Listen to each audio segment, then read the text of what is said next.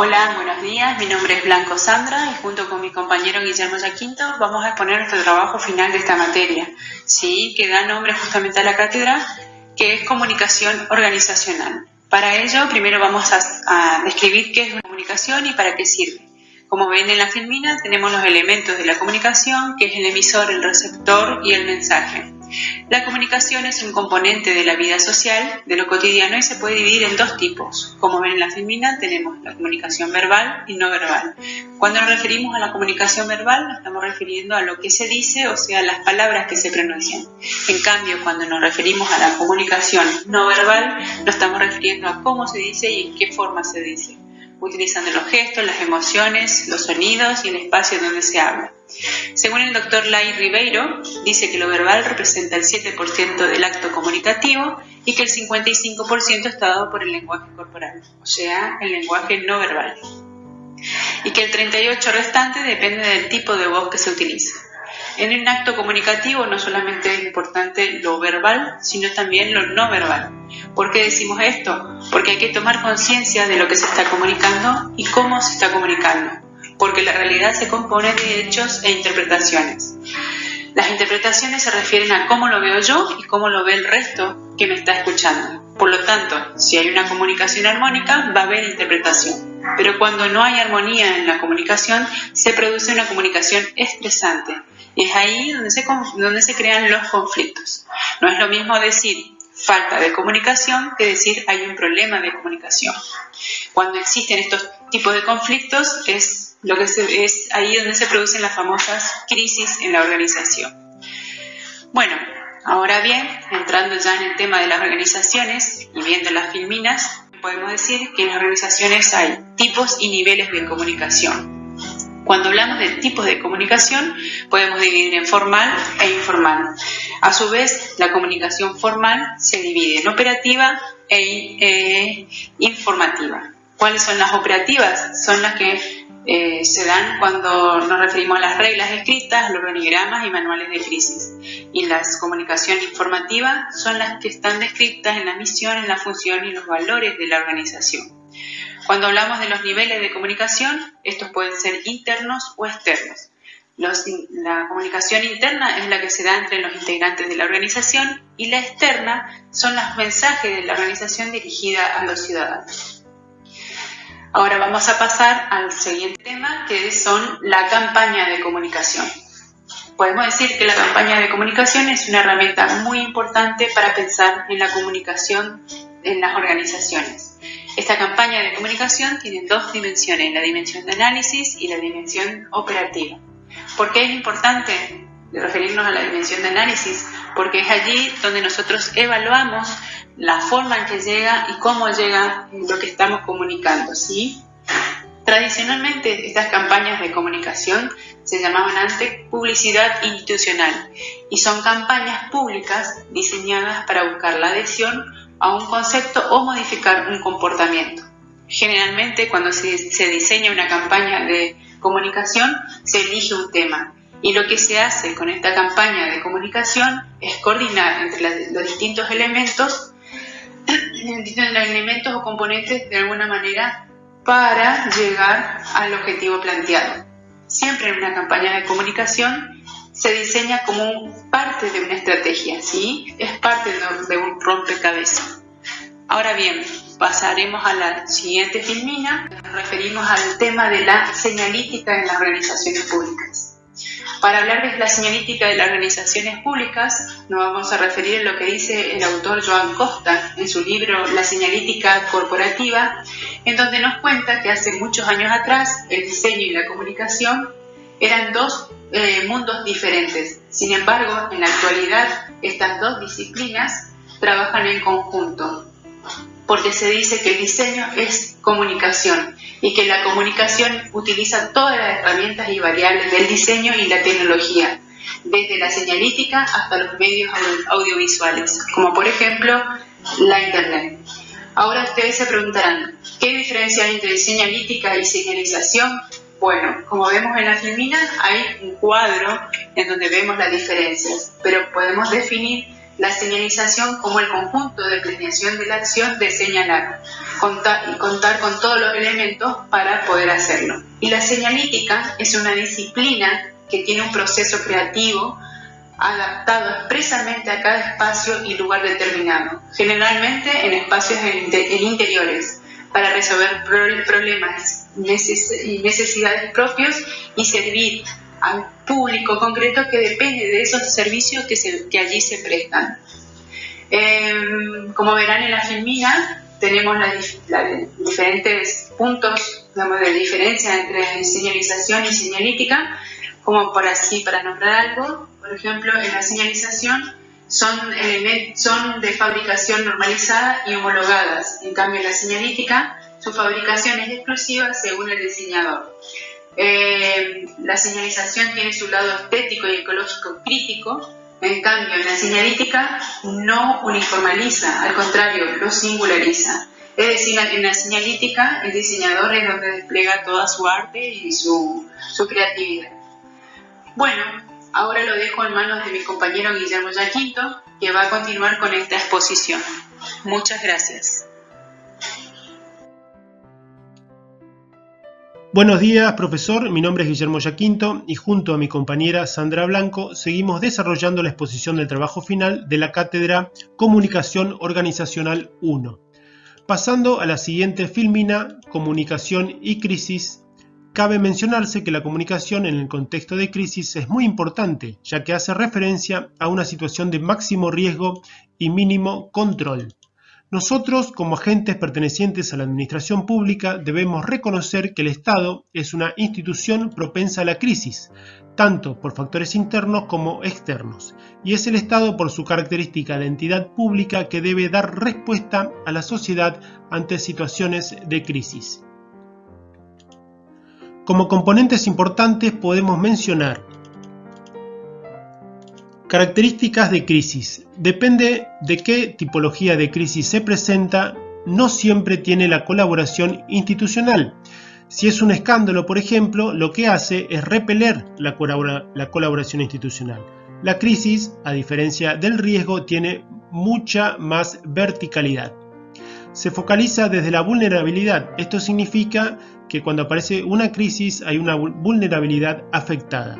Entonces podemos decir que la crisis, a diferencia del riesgo, arranca desde lo malo, mientras que el riesgo tiene como objetivo evitar lo malo. El riesgo es antes y la crisis es después. Los errores más comunes en la crisis podemos mencionar los siguientes: negarla, que es lo mismo que subestimarla, clausurarla indebidamente, pérdida relativa del poder político y mentir, que es uno de los errores más comunes y los más graves que se pueden cometer, porque no sirve, no suma y se paga siempre muy caro. Las personas afectadas y el público en general requieren respuestas inmediatas y ante estas situaciones muchas veces existe el silencio, siendo uno de los errores más frecuentes que se cometen desde el Estado. Como segundo componente podemos mencionar un plan de crisis. Es recomendable prepararse siempre en la vida, y más aún en un estado de crisis, sin caer en un escenario pesimista a futuro, sino todo lo contrario, tener una planificación de la comunicación en contexto de crisis basada en un análisis profesional y pensada en esos términos. Para este plan de crisis tenemos diferentes etapas. Podemos mencionar 5. Precrisis. Conjunto de acciones de vigilancia estratégica aplicadas a la anticipación de riesgos potenciales para la reputación de la organización. En este punto es importante detenerse a analizar la función y misión del organismo, a los fines de ver a futuro cuáles son aquellas posibles situaciones de crisis a las que podría estar sujeta la institución. Identificación. Es importante lograr identificar el origen de la crisis y su alcance para determinar los impactos posibles. Gestión. En esta etapa resulta fundamental la conformación de un comité de crisis que esté integrado por personas idóneas, capaces, con capacidad de liderazgo, provenientes de las diferentes áreas afectadas. Comunicación. Una vez declarada la crisis, es de vital importancia el punto de vista comunicacional. Se debe brindar información de primera mano y lo más fidedigna posible para evitar los errores comunes que nos dejen mal parado ante la opinión pública y perjudican la imagen de la empresa o la institución. Por último, tenemos la post-crisis, que es una vez superado el estado de emergencia y recuperado el control de la situación de algún modo, comienza esta última etapa. Para ello es clave contar con protocolos de reducción de daños, como por ejemplo acciones en medios sociales o en redes sociales como Facebook, YouTube, Twitter o en medios tradicionales, radio, televisión. También aumentar la situación de reputación de la empresa, podemos tener que se pueden incluir beneficios, compensaciones, acciones de comunicación, etc. Todo depende de si es una empresa privada o pública, etc. A continuación exponemos un componente que antecede a la comunicación de crisis, que es la comunicación de riesgo. Se refiere al intercambio de información, recomendaciones y opiniones de expertos que se enfrentan a una amenaza. Por ejemplo, en este contexto que estamos viviendo todos, la amenaza sería el COVID-19, que pone en peligro la salud de la población, su bienestar económico o social. Siguiendo en esta línea, podemos decir que actualmente estamos en un proceso de comunicación de riesgo, que antecede de manera preventiva a la comunicación de crisis. La crisis es aquello que puede desatarse como consecuencia de un factor determinado. Siguiendo con el tema del COVID-19, por ejemplo, el colapso del sistema sanitario y la escasez de camas es lo que conlleva a una situación de crisis. La comunicación de riesgo incluye aquellas acciones que deben llevar adelante el Estado o cualquier organización ligada principalmente a la prevención de una situación de crisis. Tenemos características del riesgo. Siempre tiene colaboración institucional, es decir, que suma voluntades coordinadas para la acción. Requiere de cierta horizontalidad para que la alerta de riesgo sea efectiva. La crisis es vertical y el riesgo tiene características de horizontalidad. Todo lo que significa mentir en riesgo se paga muy caro. Eso lo podemos nombrar dentro de los errores del riesgo, sumándole también la no comunicar la crisis en tiempo y forma, la subestimación o negarlo. Pasamos a la siguiente filmina.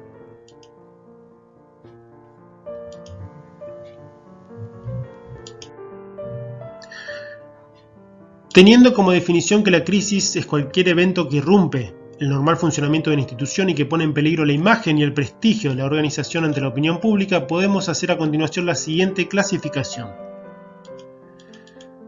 Dentro de la clasificación de crisis tenemos varios ítems.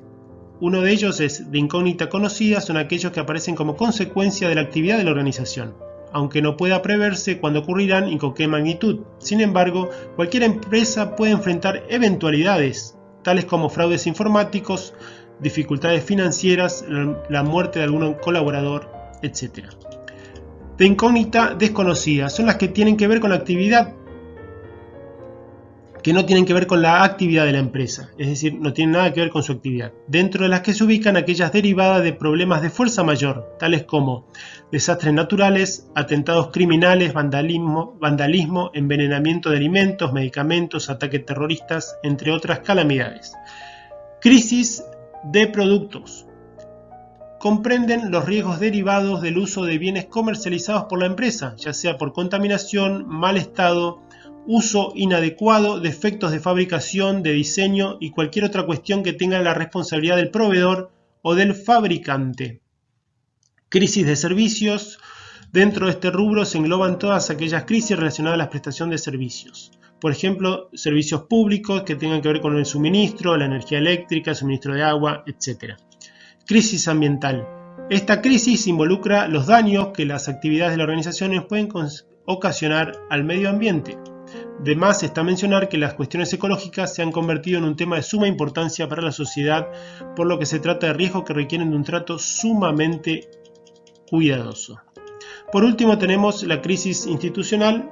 Esta característica es la más general y se encuadra a la mayoría de las corporaciones y de las instituciones. Tienen que ver con aspectos financieros, laborales, personales, comunicacionales, etc.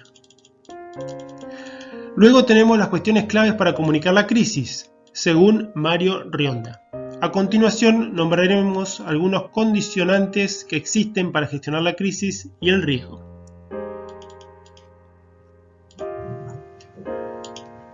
Instituciones crisis propensas. El Estado es la institución más crisis propensa de todas. Esto se explica porque tiene un rango de riesgo incontrolable. Ello se debe a que es responsable por lo que hace y por lo que no hace. En segundo lugar, la incertidumbre. Es algo común que tiene la crisis y el riesgo, es decir, la ausencia de información fidedigna que no permite actuar y que representa la idea de la niebla, algo muy común en las batallas que generan la pérdida de control y confusión. El tercer elemento es la mirada multidisciplinar, es decir, que aparte de la comunicación central, se deben incorporar todas las ciencias que pueden aportar su mirada abarcativa y holística de la situación. Lo que busca evitar esta mirada multidisciplinar son las decisiones unilaterales de los líderes mesiánicos, que a la hora de elegir muchas veces se equivocan por hacerlo en soledad y sin consultar a un grupo de expertos. Justamente relacionado con este tema se incorpora el elemento número 4, que es el triángulo de la confianza, compuesto por técnicos, comunicadores y por los propios tomadores de decisión a los efectos de llegar al público con un mensaje claro y efectivo. Y un quinto elemento, también importante, es poder dejar atrás la mala praxis en función de experiencias pasadas y actuales. Llegamos a la última filmina y podemos decir que de la crisis no se sale solo, sino que requiere de un trabajo coordinado en equipo. La mayoría de las crisis pueden agravarse o resolverse en función de la calidad de esa gestión que se realiza en equipo. Para optimizar la calidad de nuestra estrategia de comunicación de crisis conviene basarla en los siguientes ejes básicos. Anticipación. Todo ejercicio de previsión realizado antes de la crisis aumentará la fortaleza de nuestras primeras respuestas. Credibilidad. Resulta clave que los contenidos de los mensajes a nuestros distintos públicos, internos y externos, tengan altos niveles de verosimilitud. En tercer lugar, tenemos la oportunidad. Conviene tener en cuenta la calidad y cantidad de la información de la que se dispone y se presenta a nuestros interlocutores en cada uno de los distintos momentos en los que se desarrollan las crisis. En cuarto lugar, tenemos el management. La calidad de nuestra capacidad de gestión es vital en las primeras 24 horas. En la velocidad y calidad de esa primera respuesta se juega gran parte del capital comunicacional con que contamos. Por último, tenemos la participación. Se refiere a que las crisis no pueden solucionarse con cambios de actitudes individuales, sino que el compromiso y el trabajo que involucra a todo el equipo, informado para brindar las mejores respuestas ante situaciones difíciles. Profesionalizar nuestra gestión en la comunicación de las organizaciones es siempre la mejor prevención anticrisis. Con esto damos por terminada la exposición del trabajo final. Desde ya, muchas gracias y hasta pronto.